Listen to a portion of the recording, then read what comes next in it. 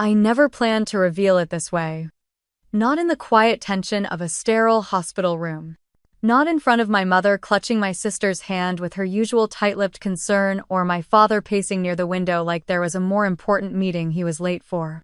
Not even in front of Emily, whose expression hovered somewhere between fear and self-importance as she lay in the hospital bed awaiting answers. But life as always has a way of choosing the moment for you. "Hello, Chief of Surgery," the nurse said, standing respectfully just a few feet away, her voice calm but clear. My family froze. No one said a word. Even Emily, usually quick to fill any silence, was stunned into stillness. My mother blinked as if unsure she had heard correctly. My father turned slowly toward me, disbelief furrowing his brow. In that split second, everything I had spent a lifetime building stood between us, undeniable and visible for the first time. My name is Natalie Brooks. I'm 34 years old, and I am the chief of surgery at one of the most prestigious hospitals in the country. It still feels strange to say that out loud. Not because I'm not proud, but because I've spent most of my life downplaying my achievements, especially around the people who should have cared the most. For most of my childhood, I was invisible. My younger sister Elise was the golden child. Bright, charming, photogenic in every school photo, and perfectly tailored to the image my parents wanted to present to the world.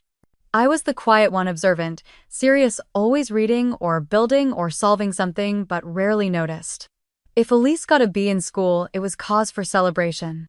She worked so hard my mother would be making reservations for dinner and inviting family over to praise her progress. When I got straight A's, my father would nod distractedly behind his newspaper. "Good job, Natalie," he'd say without looking up. No dinner, no celebration, no photos on the fridge. I learned early not to expect much. Birthdays were the clearest indicator of where I stood. Elise had ponies, magicians, backyard carnivals. I had a store-bought cake often, the wrong flavor, and a handful of polite "oh right, it's yours too" from relatives still talking about Elise's party the month before. I wasn't angry. At least, not back then. I just assumed that maybe this was how the world worked. Some people were born to shine. Others, like me, were meant to orbit quietly around them. And so I did what I always did. I disappeared into the background and went to work. While Elise danced and posed for cameras, I read about the human heart, fascinated by how something so small could do so much. I dissected frogs in our garage and watched medical documentaries after everyone went to bed. I became my own tutor, my own cheerleader, my own mirror. No one clapped, but I kept going. By the time I reached adulthood, I had learned to stop offering pieces of myself for validation I knew would never come. Every milestone, college admissions, scholarships, residencies, was met with lukewarm support at best. "Just don't burn yourself out," my mother would say over the phone. "Is it really worth all that effort?" my father would ask. Still, I pushed forward, driven not by revenge but by something deeper, the promise I made to myself the night before I left for college, sitting alone in our backyard under a sky too big to belong to people who only saw small things. One day I told myself, they'll see who I am. Not because I tell them, but because they won't be able to look away. That day had finally come. And it came without warning. The moment the nurse addressed me as chief of surgery, everything in the room shifted. Years of assumptions, dismissals, and underestimation collapsed in the space between us. They had brought Elise to my hospital.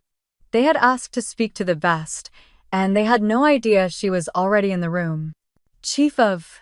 My mother's voice trailed off almost in protest. The nurse looked confused. "Dr. Natalie Brooks," she clarified. "She's been leading the surgical department for the past 3 months." I didn't say anything. I didn't have to. Because sometimes success speaks louder than a lifetime of silence. And sometimes when the world finally sees you, it has no choice but to bow. The first time I fell in love with medicine, I was 7 years old, sitting on a hard vinyl chair in the waiting room of St. Augustine Medical Center. My grandfather had been rushed in for emergency heart surgery. The adults in my family whispered in hushed tones, pacing the floor, wringing their hands while I sat quietly with a book about the human body resting on my lap. It was one of those brightly colored, oversized books with cartoon illustrations of lungs and bones and brain cells. I didn't fully understand the words yet, but I studied the pictures like they held some kind of secret power. When the surgeon finally walked out tall, composed, wearing a white coat that billowed slightly as he moved, everyone in the room froze. He looked like someone who had just returned from battle. Calm. Decisive. Unshaken. And I was mesmerized.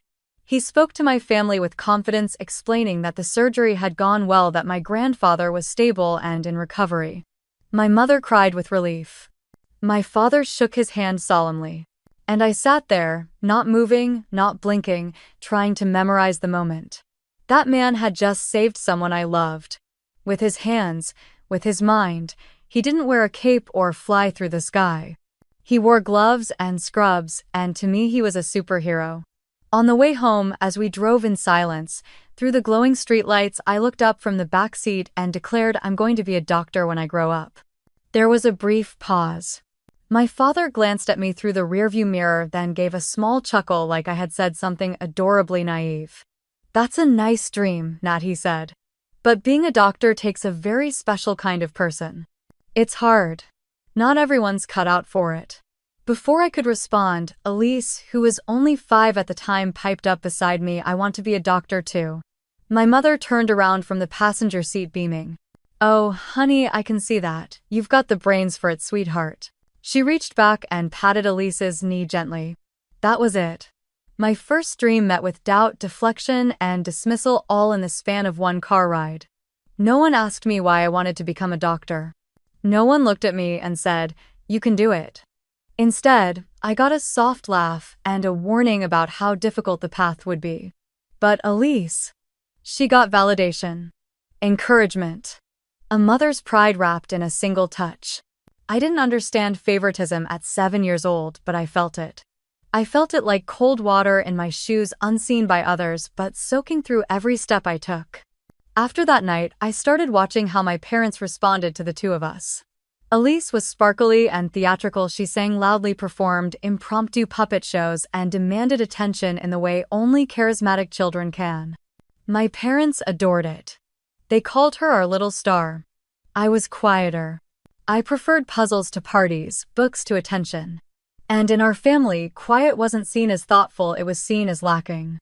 The differences in how we were treated weren't always obvious, but they were constant. When Elise talked about wanting to be a vet or an astronaut or a movie star, my parents encouraged her with wide eyes and wide arms. When I said I still wanted to be a doctor, they'd offer polite nods followed by stories of people who'd tried and failed. It wasn't just what they said. It was what they didn't say. No, I believe in you. No, you can do hard things. No, we'll support you no matter what. And so my dream became something I held close like a spark. I was afraid someone might blow out if I let it show too much. But I never forgot that surgeon's face in the waiting room. I never forgot how he made my family feel. And I never forgot how I wanted to be someone who could walk into chaos and bring calm, someone who could hold a beating heart in her hands and know what to do. Even at 7 years old, I didn't just want to be impressive. I wanted to be useful. I wanted to matter. The irony, of course, is that I would spend the next 2 decades building myself into exactly that kind of person, and yet my family would still only ever see me as the quiet one. They thought their comments were harmless. Maybe they even believed they were protecting me from disappointment. But those early doubts weren't harmless. They were seeds. And what they didn't know, what they still don't understand, is that those seeds didn't die. They rooted. They grew. They hardened into steel beneath my skin. And they fueled me. Every time someone looked past me, I trained harder. Every time they celebrated Elise's flair over my focus, I studied longer. Every time they gently steered me towards something more realistic, I turned back toward my purpose with even greater conviction. I didn't become a surgeon in spite of those small wounds. I became one because of them. Because even a child who feels invisible can still grow up to hold power in her hands. And sometimes the fire that fuels us starts with the softest, smallest spark. A book in a waiting room. A surgeon's calm voice. A girl no one believed in yet couldn't stop dreaming. By the time I hit middle school, I had developed a quiet obsession with perfection. Perfect attendance, perfect homework, Perfect test scores. If I couldn't win their affection with charm or sparkle like Elise, I thought maybe I could earn it with achievement. I brought home straight A's on my first report card of 7th grade. Every subject, math, science, literature, even gym, lined up in a perfect row of letters I thought might finally unlock something in them. A smile. A dinner out. A sliver of recognition. Instead, my father barely looked up from the evening news. "That's nice, Natalie," he said, taking a sip from his glass. He didn't ask how I did it. He didn't ask how it felt. He just turned back to the screen where some political debate was heating up over the economy. Across the room, my mother was flipping through catalogs for party decorations. It was for Elise. She had just managed to raise her C average in science to a B, and my parents had decided it was cause for celebration. A motivation party, they called it. There would be decorations, cupcakes from the expensive bakery downtown, and a magician hired for the afternoon. I remember watching them plan it like it was a wedding. "She's worked so hard," my mother said to a friend on the phone. "She's turning a corner, really showing initiative." Then, after a pause, "She has that natural leadership quality, always has." That line stayed with me. Not because I didn't believe Elise had charm, she did, but because it was clear to me for the first time that my quiet diligence wasn't seen as a sign of leadership or intelligence or value. It was just expected. Background noise. I used to think maybe if I made enough noise they'd notice. So I joined the science fair, won first place with a project on the circulatory system, and qualified for regionals. At dinner I brought it up between bites of meatloaf. My mother smiled vaguely. "That's great, honey." Then she turned to Elise. "Did you tell your choir teacher you're interested in a solo yet?" It was always like that. Every time I stepped forward, the spotlight shifted sideways. Eventually I stopped stepping forward. Not because I stopped trying, but because I stopped trying for them. I stopped leaving my report cards on the kitchen counter. I stopped waiting for praise. I stopped expecting that anyone in my house would see me as anything other than dependable, quiet Natalie, the one who could handle herself. Instead, I built my world somewhere else. In the early mornings before school, I'd sit cross-legged on my bedroom floor reading anatomy books I'd checked out from the local library. In the evenings, while Elise rehearsed her lines for the school play downstairs, I watched surgical videos on mute, studying how hands moved across organs with purpose and precision. At school, I found teachers who noticed when I went above and beyond. In science club, I found classmates who admired my ideas. In books, I found women who looked nothing like me but carried the kind of strength I wanted to grow into. I became an expert at disappearing in plain sight. Because when your light goes unnoticed for too long, you stop trying to shine for others, and instead you start building your own fire where no one can reach it. It wasn't all pain. There were small moments of sweetness. Like the day Miss Jensen, my 8th grade English teacher, pulled me aside after class and said, "You have a voice worth listening to, Natalie. Don't ever let the quiet take that from you." Or when I won a district-wide math competition, and one of the judges, a retired doctor, shook my hand and said, "You'd make a hell of a surgeon someday." I held onto those words like lifelines. Because when love doesn't come from home, you start learning to survive off of scraps from strangers. My parents weren't cruel. That's important to say. They weren't abusive. They fed me, housed me, clothed me. But they never saw me. And that kind of invisibility carves itself into your bones. It teaches you how to smile when your heart aches, how to applaud for others while you ache to be clapped for, how to make room for people who never once thought to make room for you. So I made room for myself. I stopped trying to be noticed. I started trying to become undeniable. Looking back, I think Elise noticed the difference before anyone else. She'd come into my room sometimes and see me diagramming body systems or scribbling notes from a medical textbook 2 grade levels above me. "What are you doing that for?" she'd ask. And I'd shrug. "Just something I'm interested in." She never teased me for it. Not once. But she also didn't seem to understand the hunger behind it the way I clung to medicine, not just as a career dream, but as proof that I mattered. It was around this time that my relationship with my family quietly shifted. No big arguments, no drama, just distance. Not in miles, but in meaning. I still showed up. Still did the chores. Still smiled in family photos. But inside, I was learning to stop looking outward for affirmation and start looking inward for fuel.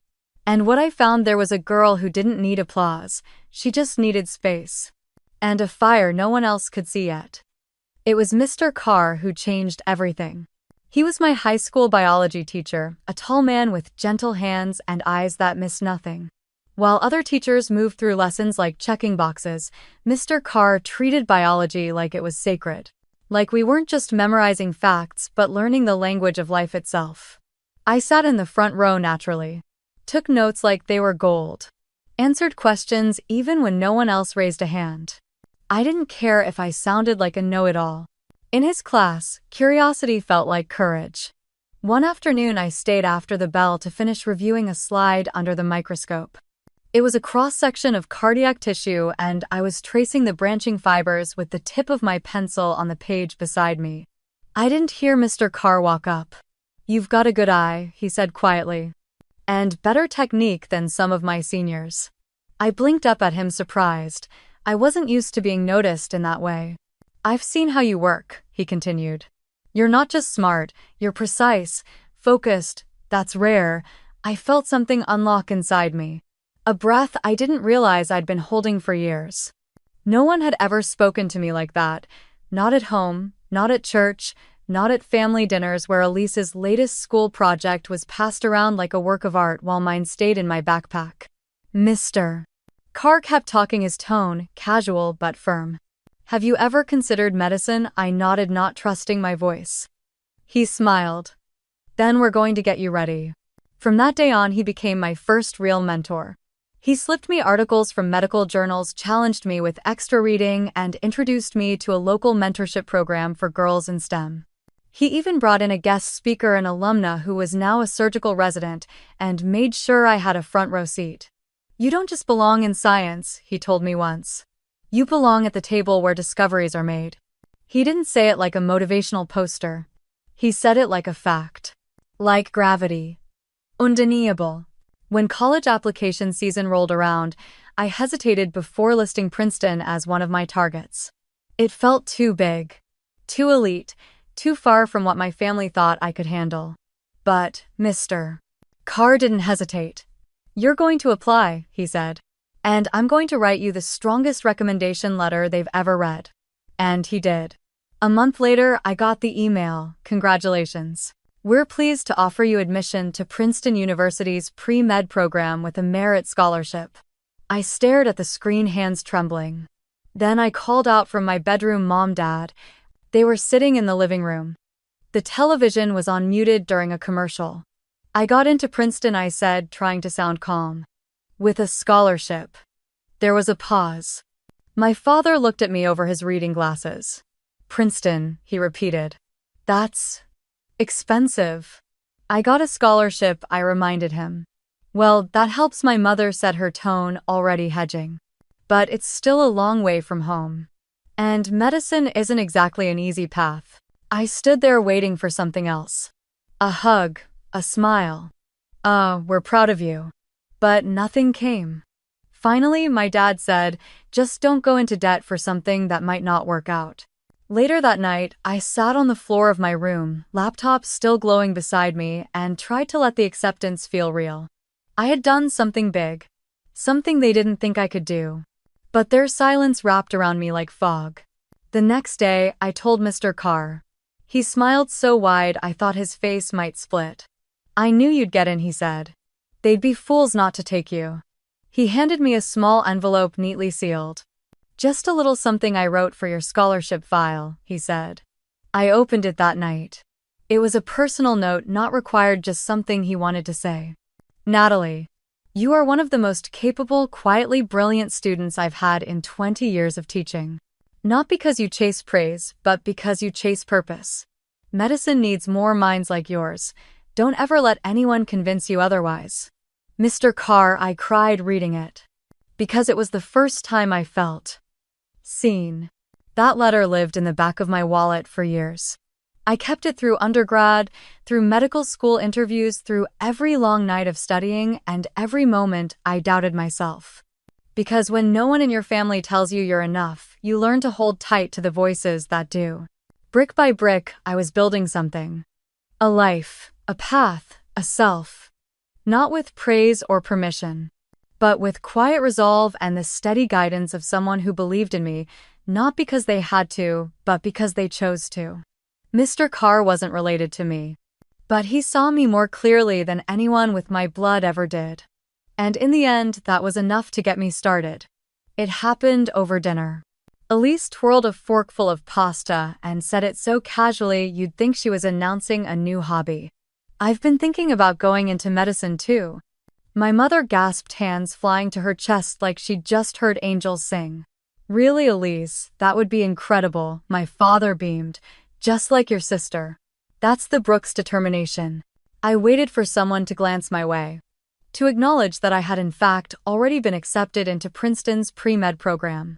That I was currently carrying a full course load while working part-time in a neuroscience lab. But no one looked at me. The spotlight had shifted and this time it wasn't moving back. Within days, it was all anyone in the family could talk about. Elise wants to be a doctor. Elise is exploring options.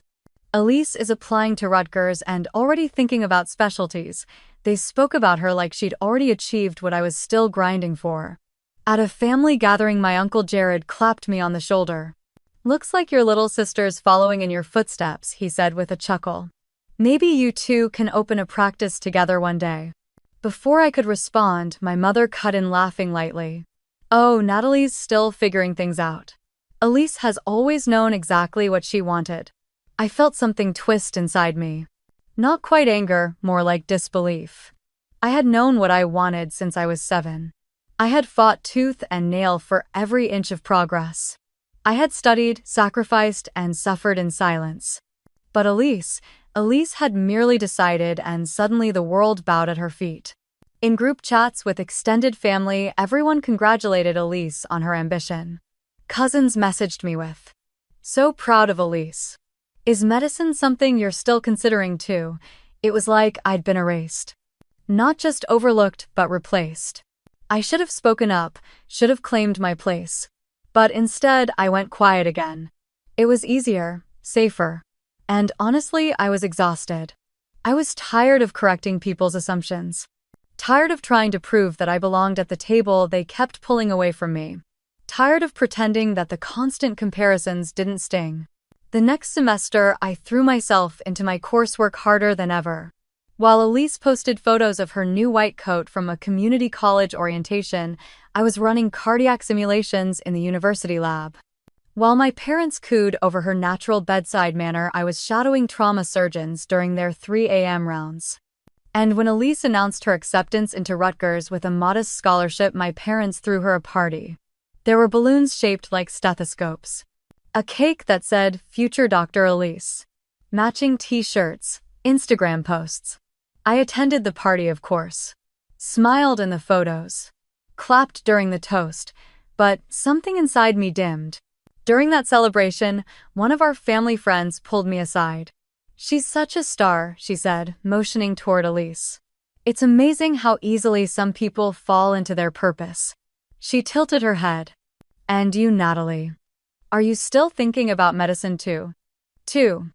As if I were the one copying. As if Elise had planted the flag. I smiled tightly. "Yes, I'm still in the program. Actually, I'm working in a clinical lab this summer." "Oh, that's nice," she said vaguely, already turning back to the crowd. It wasn't just that Elise was favored, it was that she fit their narrative better. She was charming, effortless, photogenic. They could imagine her in glossy brochures, on hospital websites, speaking at fundraisers.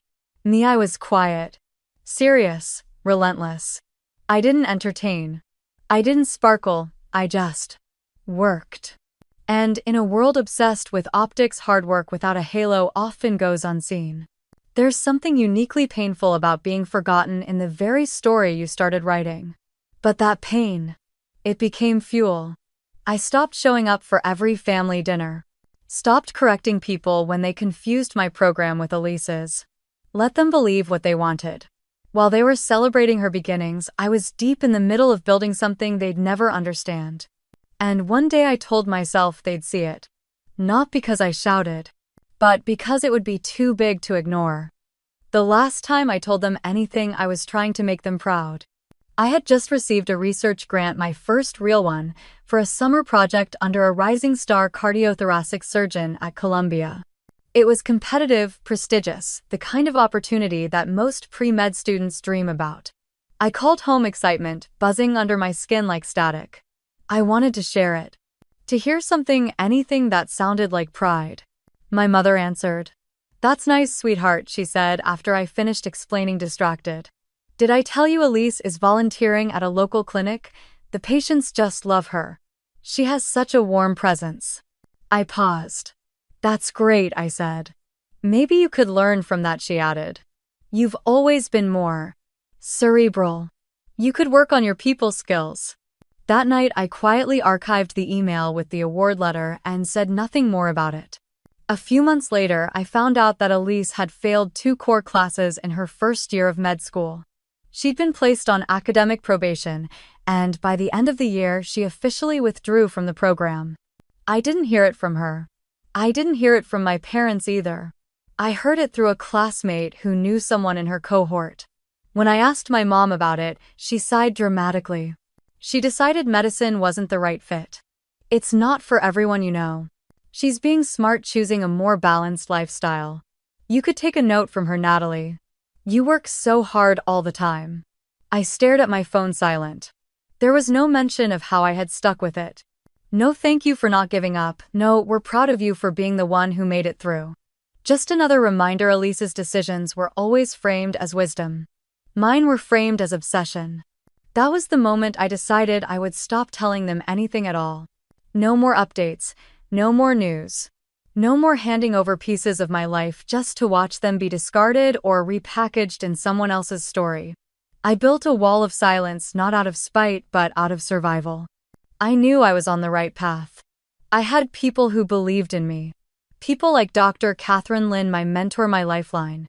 Dr. Lin was everything I aspired to be: brilliant, composed, endlessly curious. A nationally respected neurosurgeon who had written groundbreaking papers in her field. She chose me to assist on a publication after I submitted a paper in one of her research seminars. "You have the mind of a surgeon," she told me over coffee one afternoon. "Methodical. Disciplined. But what I love most is that you don't perform for praise. You work because you believe in the work." That line lodged itself deep in my heart. Finally, someone saw me not just for what I achieved but for why I did it. She took me under her wing.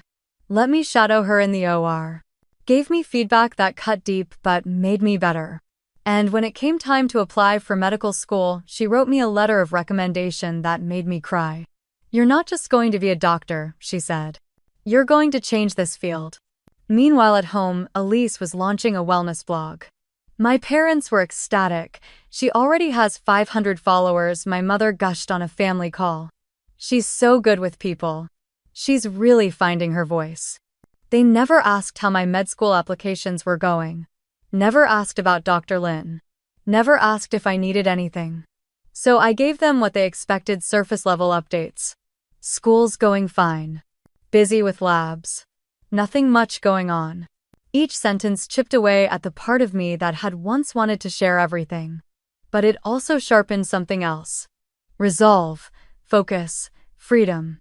By the time I got into Columbia Medical School, I told no one. Not my parents. Not Elise. Not the extended family that still thought I was considering medicine. Instead, I called Dr. Lin and thanked her for everything. She sent me a card that read, "This is just the beginning. Keep building quietly. The world will catch up later." I taped that card to the inside of my desk drawer. Because by then I had learned the truth. Silence isn't always weakness. Sometimes it's self-respect. It's choosing not to cast your pearls in places where they'll be trampled. It's knowing that your worth isn't up for discussion. It's building something real brick by brick without waiting for applause that will never come. They used to say I was too intense. Too serious. Too focused. Maybe I was. But it's that very intensity that got me through the long nights of anatomy lab, the relentless pressure of rotations, the crushing expectations of med school. It's what carried me when no one was cheering. What fueled me when no one was watching. What whispered, "Keep going. You don't need them to see you yet." And I didn't. Because I had already seen myself. And that was enough to keep building. The email came on a Tuesday afternoon. I was between surgical cases still scrubbing out when I saw the subject line on my phone screen. Final decision, chief of surgery appointment. My breath caught. I clicked it open with wet fingers and read the first line 3 times just to believe it. We are honored to offer you the position of chief of surgery at Massachusetts General Hospital. I leaned against the locker room wall blinking. At 34, I was about to become one of the youngest people and one of the very few women ever appointed to that role in the hospital's 200-year history. A part of me wanted to cry. A part of me wanted to scream.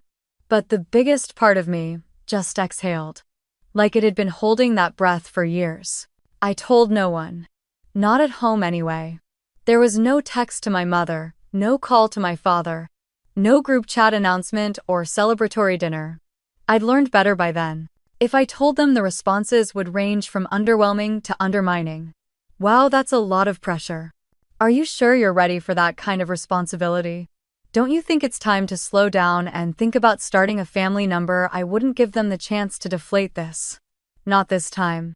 The hospital board held a private ceremony. There were speeches. A new nameplate installed on my office door. Colleagues shaking my hand with genuine respect. Dr.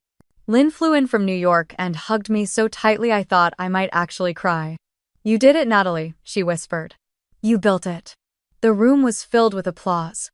But I didn't look around for familiar faces, because none of them were there.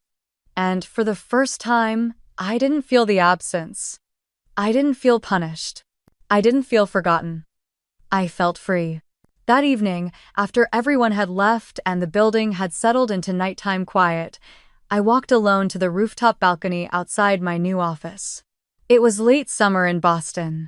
The air warm, the Charles River glistening under moonlight. I poured a glass of champagne that someone had left in a chilled bucket and stepped outside. The skyline blinked in the distance, steady, brilliant, alive.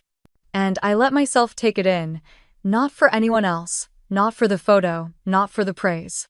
Just for me. I thought about that little girl in the waiting room with the anatomy book.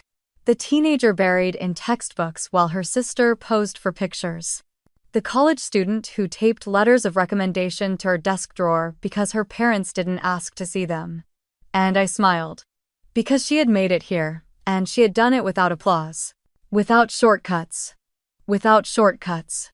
Brick by brick. Step by step. Quietly. Steadily. Unshakably. I lifted my glass and toasted the night air. To the woman they didn't see coming, I said. I wasn't bitter. Bitterness implies longing. I wasn't longing anymore. I was arrived. I thought I'd feel alone in a moment like this. But I didn't. Because I had become my own witness. And when you've spent your whole life being unseen, learning to see yourself is the most radical form of healing.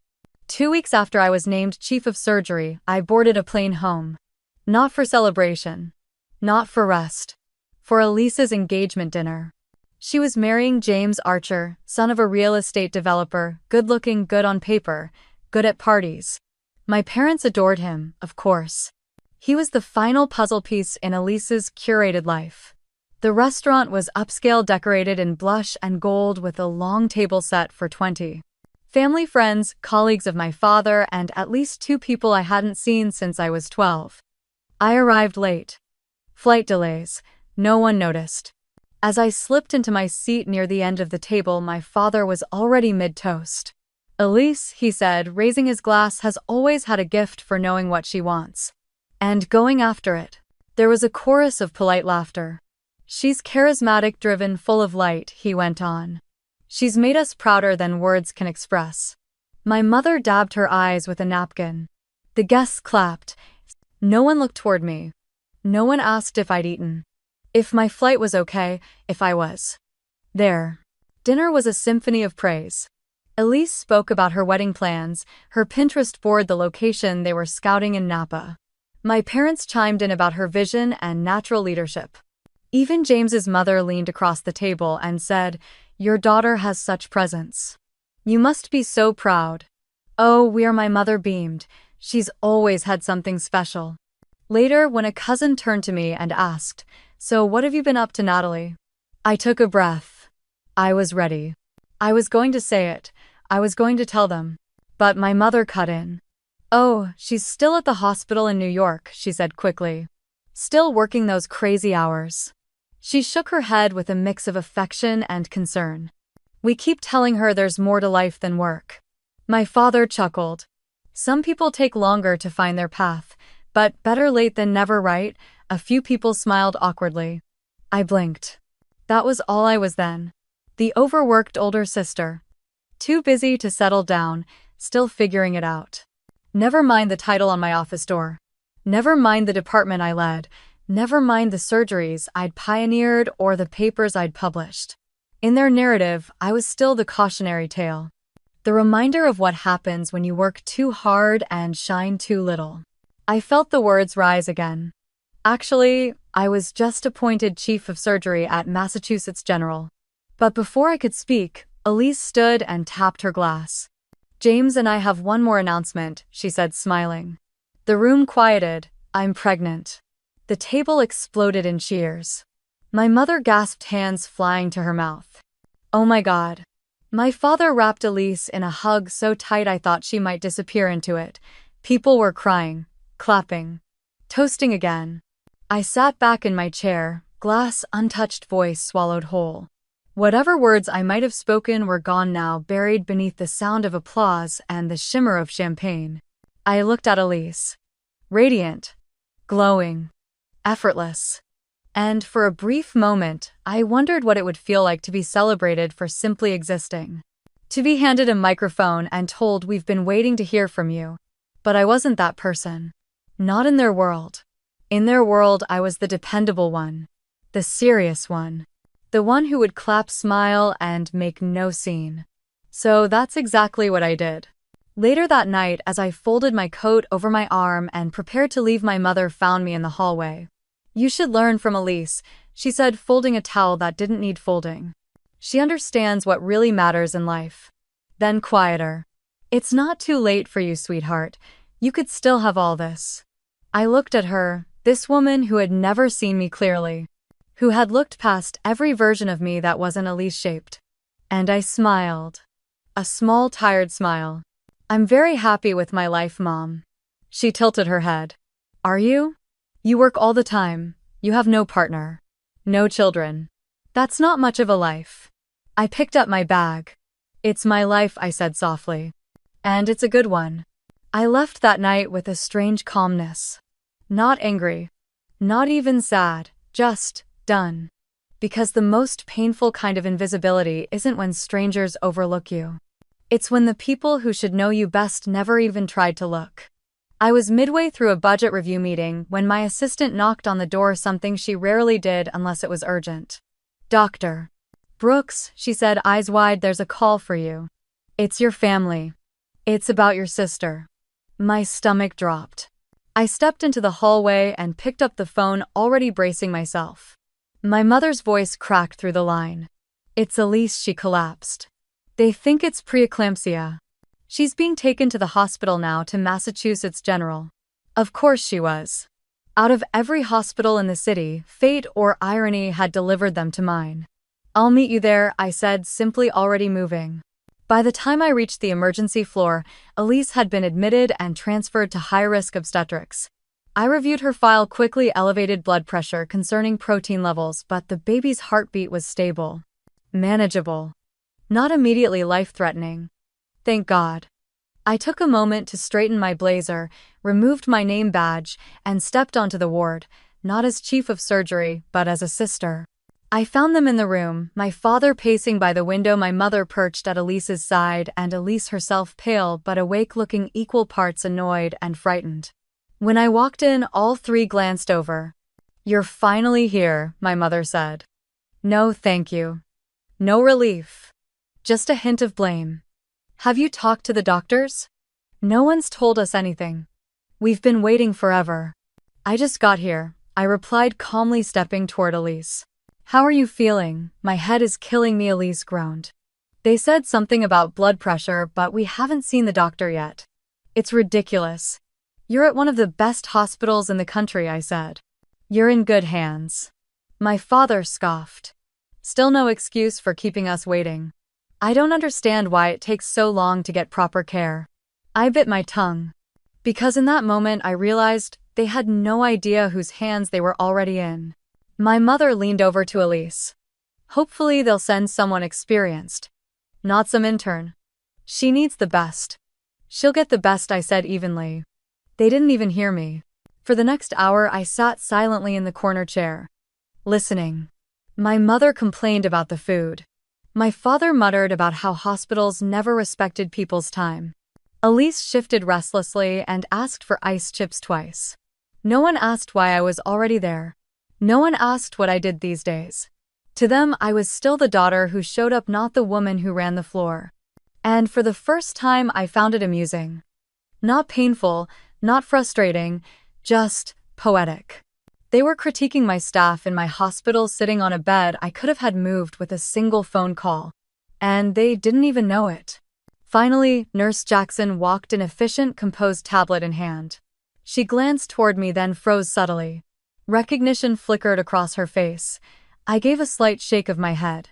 Not yet. She turned back to the room. We're monitoring blood pressure closely. Dr. Bennett, our maternal fetal specialist, will be here shortly. My mother sighed. Finally. She's one of the best in her field, the nurse added. She better be, my father grumbled. I held my silence. Because I wasn't just in the room anymore. I was the test. The unspoken question hung in the air. What happens when the people who doubted you are forced to depend on you? The door opened again. Nurse Jackson returned, this time with a young resident and Elise's chart. She glanced at me again, and this time she didn't hold back. She stood tall, stepped forward, and said in a voice as clear as crystal, "Hello, Chief of Surgery." The room froze. My father blinked. My mother tilted her head, confused. Elise sat up a little. I didn't realize you were already with the patient, the nurse continued, her tone formal now. Dr. Bennett is on her way for consult. My mother's eyes widened. Chief of... Wait, what? The nurse looked between us. Dr. Natalie Brooks is our chief of surgery. She's been here for several months. The silence in the room was thunderous. Elise stared at me like she didn't recognize me. My father's mouth opened, then closed again. My mother simply said, "But you never said anything." I stood slowly. Would it have mattered if I had? And there it was. The moment, the shift, the reversal. The culmination of years of being overlooked, sidelined, underestimated, now folding quietly into a single undeniable truth. They came to my hospital. They sat in my department. And now they had no choice but to see me not as their daughter, but as the woman they never imagined I could become. You could have heard a pin drop. Even the heart monitor in Elise's room seemed to pause, as if stunned by the words. Hello, Chief of Surgery. Nurse Jackson's voice rang clear. Professional. Steady. But not cold. She wasn't just addressing me out of protocol, she was honoring the title. The years. The weight behind it. I nodded calmly, the way I always did in meetings with board members, as if this were just another day. But it wasn't. Not for the people in that room. My mother was the first to speak. Or try to. But that can't be right, she said, with a nervous laugh. My daughter works at a hospital in New York. Nurse Jackson looked confused, but remained respectful. Dr. Brooks has been chief of surgery here for 3 months now. One of the youngest in the hospital's history. I could feel the gears grinding in my parents' minds, trying desperately to realign a reality that had just cracked open in front of them. Elise blinked, visibly pale. Wait, you're what? I'm the chief of surgery, I said simply. At this hospital. My father took a step back, like the words had struck him physically. But why didn't you ever say anything? I met his eyes. When have you ever really wanted to hear it? Before anyone could respond, the door opened again. Dr. Bennett entered poised, efficient, exuding quiet authority. Her eyes immediately found mine. "Dr. Brooks," she said warmly. "Wasn't expecting to see you today." "Family emergency," I replied, glancing at Elise. Dr. Bennett nodded. "Your sister's in capable hands. I've reviewed the labs. The preeclampsia is moderate, but we're being cautious. I'd like to begin magnesium sulfate as seizure prevention." She turned to me with professional courtesy. "Do you concur?" The entire room froze again. A renowned specialist deferring to me. Seeking my opinion. Acknowledging my authority. "Yes," I said evenly. "I support that plan. I'd also recommend continuous fetal monitoring over the next 24 hours. Dr. Bennett smiled. "Exactly my thoughts." She turned to Elise. "You're in good hands here, Mrs. Archer." My father's voice finally found its way back into the room. "Hold on," he said. "Are you saying my daughter is making medical decisions about her own sister, isn't that a conflict of interest, Doctor?" Bennett raised an eyebrow, patient but firm. "Mr. Brooks, your daughter is one of the most respected, minimally invasive surgeons in the country. Her opinion is not only welcome, it's valued. That said, I will remain the attending and will make the final decisions." He said nothing more. Because what could he say? The wall had cracked. The truth had poured through. There was no putting it back together.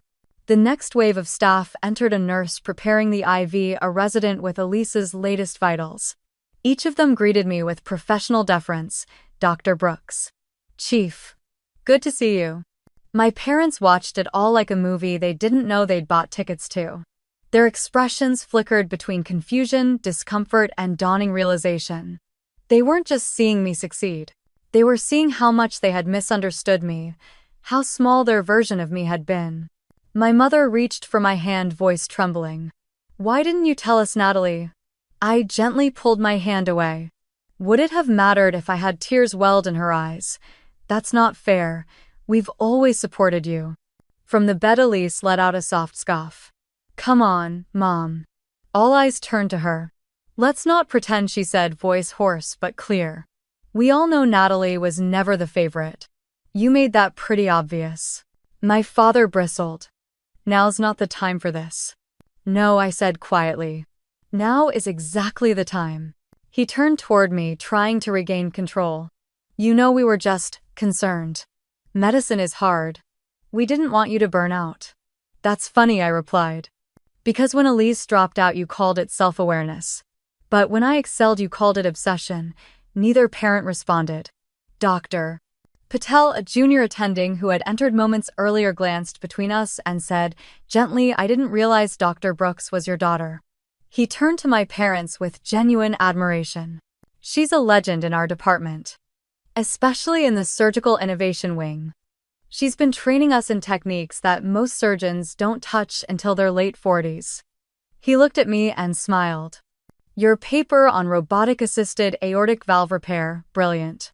My mother's face drained of color. My father's lips pressed together. And finally I saw what I had waited a lifetime to witness: recognition. Not just from strangers, but from the people who once decided I wasn't enough. There was nothing left for them to say. Because the room had said it for them. Because truth had said it for me.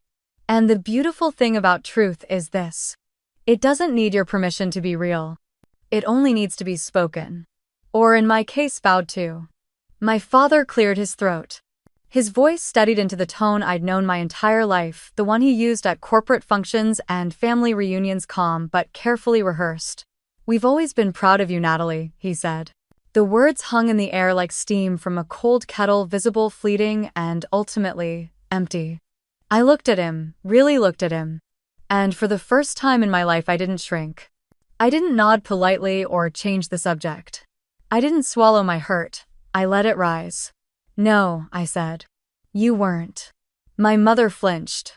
"That's not fair." "It's completely fair," I cut in, voice level but firm.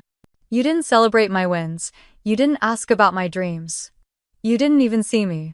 My father stiffened. "Now, Natalie, don't rewrite history." "I don't need to rewrite it," I said. "I lived it." The words poured out of me not in anger but in clarity. When Elise said she wanted to be a doctor, you threw her a party. When I got into Princeton, you asked about the cost. When I won awards, you changed the subject. When I told you about my mentor, you asked if I was still seeing anyone. When I worked 16-hour rotations, you told people I was still plugging away. When Elise dropped out, you called her wise. I wasn't yelling. I didn't need to. The truth finally spoken was loud enough. My mother blinked, stunned. We were worried about you. Medicine is demanding. We just didn't want you to be alone. I was alone, I said. Because you never made room for who I really was. You decided what kind of daughter you wanted, and Elise fit the mold. My father looked away. You called me intense like it was a flaw, I continued. But that intensity saved lives. It built an entire department. It got me here. I stepped forward into the silence. And the reason I never told you any of it was because every time I did, you found a way to make it smaller. That's when Elise spoke. Her voice was softer than usual, lower, less performative, almost human. She's right, she said. Everyone turned toward her. I was the favorite, she admitted. You praised me for everything even when I didn't earn it. And you barely noticed when Natalie moved mountains. Elise, my mother started, but Elise held up a hand. I used to think I was just lucky, she said. That maybe I really was more lovable. But deep down I knew. I knew Natalie worked harder than all of us combined. I saw it. I didn't want to admit it. She looked at me then. Really looked.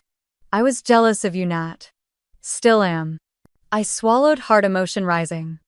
Not from pain, but from the sheer unfamiliarity of being defended. I always had a spotlight, Elise continued. But I never earned it the way you did. You built yourself. You earned your place. My father sat down slowly in the corner chair like his legs had given up. I don't understand how we missed it, he said quietly. How we failed to see. My voice softened. You didn't fail to see. You chose not to. The words weren't cruel. They were just true. My mother dabbed her eyes, makeup smudging beneath her lashes. We were wrong. I didn't say, it's okay, because it wasn't. And that was important. It didn't have to be okay to be over. But I could see something new in their faces now, not just guilt but awareness. The kind that doesn't come from being caught but from finally understanding the weight of their absence. They had missed the rise. Missed the milestones. Missed the making of me. And now for the first time they knew it. Dr. Bennett returned, breaking the heaviness in the room. Vitals are holding steady, she reported. Magnesium is underway. We'll monitor her closely tonight. Thank you, I said. She gave me a quiet nod of respect and perhaps of recognition. Because something else had stabilized in that room too. Me. On my way out, I paused beside Elise. She reached for my hand. Do you think, she started hesitant. We could start over. I nodded. We can try. She squeezed my fingers. I want my kid to know you. To really know you. I smiled. Then you'd better start studying, I said, half laughing. Because even you don't fully understand what a cardiothoracic surgeon does yet. She laughed too. And for the first time in our lives, it wasn't a competition. It was connection. 3 months later, she arrived. 7 pounds, 4 ounces. A full head of dark hair. Tiny fists clenched as if already ready to fight the world. My niece. And her name was Natalie. Emily didn't tell me until after the delivery. She was still groggy, lying in her hospital bed when I came in. I placed a hand on her arm gently, quietly. She looked up, eyes glassy with exhaustion and something deeper, something vulnerable. I wanted to tell you myself, she said, voice soft. We named her Natalie. I blinked. You. What, James loved it, she said quickly. But I chose it. I wanted her to grow up knowing strength doesn't always look loud. That sometimes the person everyone underestimates is the one they need most. Tears welled up before I could stop them. I spent so many years wanting to be like you, she added. And I never told you. I was too proud. Too caught up in trying to be who they wanted. I sat down beside her, heart aching in the best way. She's going to know exactly who she's named after, Emily said, and why. Later, when I held baby Natalie for the first time, she yawned wide and wrapped her impossibly small fingers around mine. It was almost funny how a name could mean so much. How this moment so small could rewrite years of distance. There was no ceremony, no dramatic music, just warmth, and grace, and quiet understanding, and that was enough. 2 months after that, our hospital hosted its annual fundraising gala. I wasn't just attending this time, I was being honored for a procedural innovation that had reduced recovery times for cardiac patients by 40%, for mentoring over a dozen surgical residents, for being, as one board member phrased it, the quiet powerhouse who reshaped how we define leadership. I stood at the podium in a midnight blue dress, lights shining softly overhead. The ballroom was filled with physicians, philanthropists, press, and in the back row my parents. They had come, not out of obligation, but out of something else. Curiosity, maybe. Or the beginnings of humility. As I spoke, their eyes didn't wander. They didn't whisper. They listened. I used to believe success was about recognition, I said into the mic. About making noise loud enough to drown out doubt. A few people chuckled. They knew what that felt like. But over time I realized success isn't about volume, it's about clarity. I glanced toward Dr. Lin, who gave me the smallest, proudest nod. Success doesn't require applause, or permission, or family tradition. It requires vision, grit, and belief. I paused, voice catching but not breaking. Especially self-belief. The room was quiet, and then applause. Standing ovation. Cameras flashing. But for once I didn't look around for approval. I didn't need it. Later, as the gala wound down, my mother approached me at the edge of the ballroom. "You were incredible," she said simply. I smiled. "Thank you, I mean it," she said. "We didn't see it before, any of it. But we do now." My father joined us, slipping his hand around her waist. "You didn't just succeed, Natalie, you led." I nodded. I didn't need an apology anymore. What I needed, they had already given me: silence. And listening. The next morning I visited Emily's home. Baby Natalie was in her bassinet, cooing softly. I picked her up, kissed her head, and whispered, "They'll never underestimate you." Because now she would grow up with more than just a name. She'd grow up with a legacy. If you've made it this far into my story, thank you. Maybe you felt invisible in your own family. Maybe you've spent years trying to prove your worth to people who never learned how to see it. Or maybe you're still fighting to be heard, to be believed, to be enough. Here's what I'll say to you: success doesn't need their permission. Only your belief. Build in silence if you must. Rise slowly, brick by brick. Be undeniable. And one day, when the room goes quiet and all eyes turn to you,